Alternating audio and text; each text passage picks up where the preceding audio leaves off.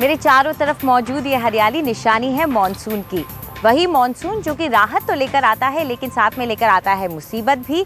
इस मौसम में सेहत का बड़ा ख्याल रखना पड़ता है। तो आज हम आपको बताने वाले हैं कि कैसे मॉनसून के महीने में रहें फिट। और शुरुआत करते हैं त्वचा से, क्योंकि त्वचा को इस मौसम में इन्फेक्शन का खतरा बढ़ जाता है।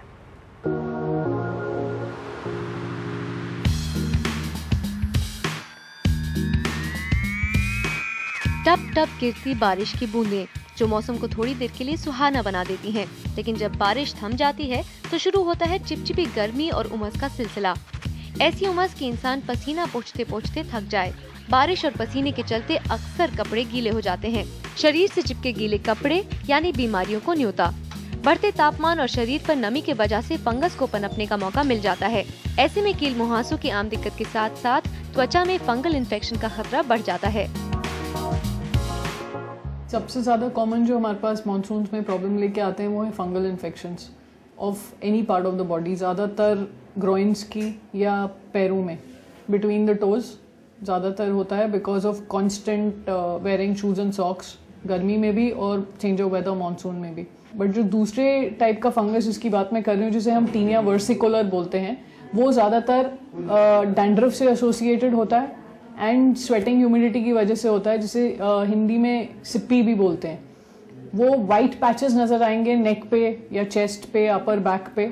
बहुत एक्सटेंसिव होगा तो आर्म्स पे भी आ सकता है एंड कई बार हल्के से ब्राउन स्पॉट्स की तरह, पिगमेंटेशन की तरह नजर आता है।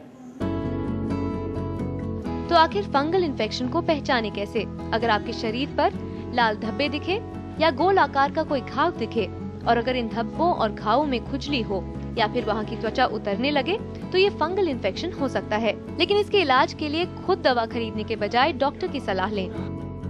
बहुत लोग आते हैं कि हमने रिंग गार्ड, इच गार्ड ये सब यूज कर लिया है या कोई और ओवर द काउंटर क्रीम। अब इन सब क्रीम्स में काफ़ी हद तक मिक्सचर ऑफ डिफरेंट इंग्रेडिएंट्स होता है, एंटीसेप्टिक, एंटीबायोटिक, स्टीरॉयड, सब कुछ। सो इट्स नॉट कि एक स्पेसिफिक एंटी फंगल है और ये सिर्फ फंगस है इसलिए हमें एंटी फंगल्स ही देने होते हैं।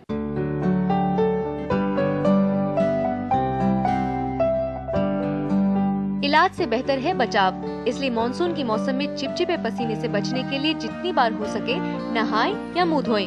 मुंह धोने के लिए ऐसे फेस वॉश का इस्तेमाल करें जो एंटी बैक्टीरियल या एंटी फंगल हो।